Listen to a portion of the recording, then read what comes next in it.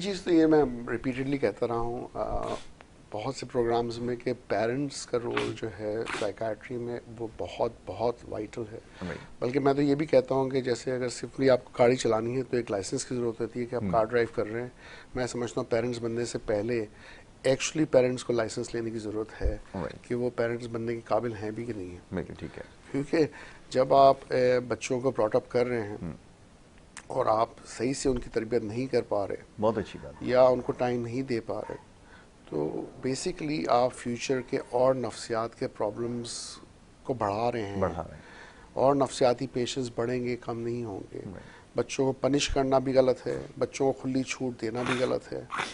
एक म्याना रवि में आके बच्चों को एक बाउंड्रीज में लेते हुए समझाने की ज़रूरत है, लेकिन समझाने के साथ साथ उनको ये बताना कि ये चीज़ गलत है तो क्यों गलत है, ये चीज़ सही है तो क्यों सही है, एक्सप्लेन करते हुए उन पर नज़र रखना और उनको उस डायरेक्शन में लेके चलना कि जहाँ वो तरक्की कर सके। हमेशा ये एक्सपेक्ट नहीं करना चाहिए बच्चों से कि वो हमेशा पास ही हों, सक्सेसफुल ही हों।